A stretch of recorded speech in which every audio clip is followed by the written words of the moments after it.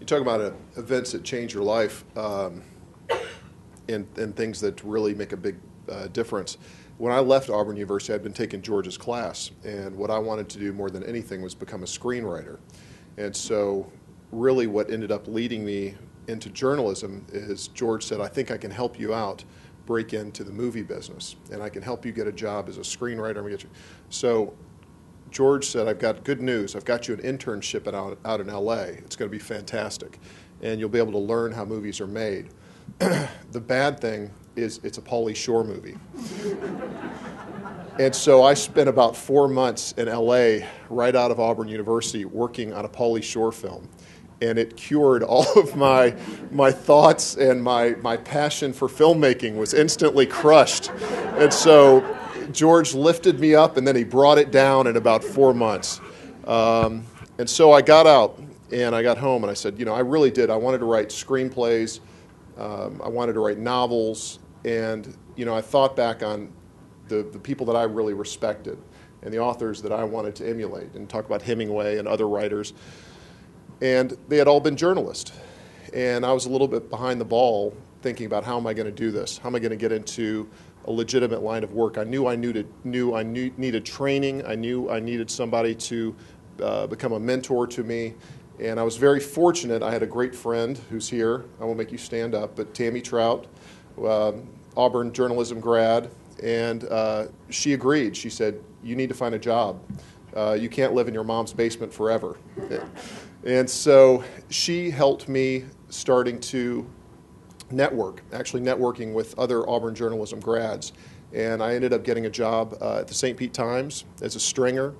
I think I made $20 a story. Because my background as a football player, they pegged me as a sports writer, which I did not want to do. I did not want to become a sports writer. I wanted to cover the crime beat, but they thought I'd be good at it. So I covered prep sports games for $20. I covered basically anything that they would give me. Parades, I was the best parade writer ever. I covered the Santa parade every year, and I thought, I was so green when I got in. I was like, boy, these guys really like me. Let me, cover this big parade. And then I realized everyone wanted the day off, and that's how I got this job. But the other thing that Tammy did for me too is she sent me an AP style book, and I still have it. And she inscribed it to me, and she said, you learn every word of this, and you memorize it. And through those very early days of covering prep sports, that ended up allowing me to get a job. Once I was able to get clips and start writing feature stories, I was able to get a job at the Tampa Tribune, eventually got to cover the crime beat, and that was my training. And I talk to people, young writers all the time, who want to go to the MFA route.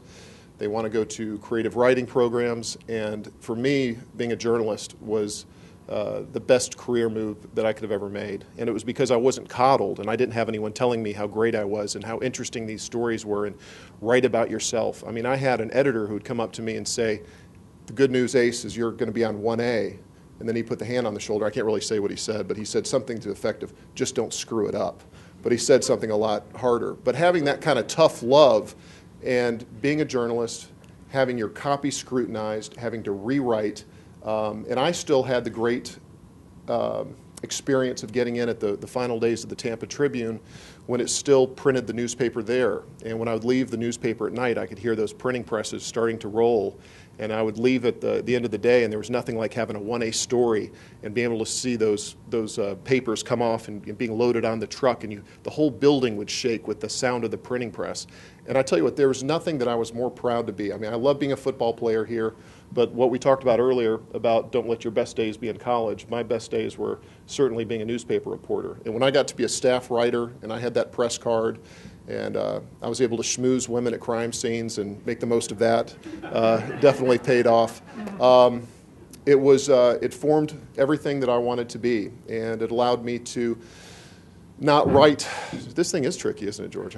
Just whack it. Not just write about experiences from other books, or to be as a creative writing student would be, but to meet people and to go and get to hang out with police officers, and to get to ride with the cops, to get to go to crime scenes, to get to cover court cases, get to learn interesting personalities and study characteristics. I mean, this was all my background as a novelist, and I would not take it for anything in the world. And I'm not going to talk at all about the future of the newspaper industry, but I will just mirror some of the comments that were mentioned earlier today.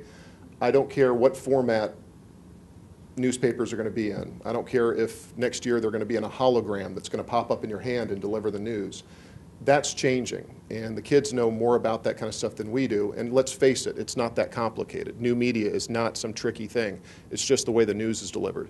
But there's always going to be the need of knowing how to write a lead and have good news sense. I mean, how often these days do you see something pop up and you go, these people have no news sense anymore?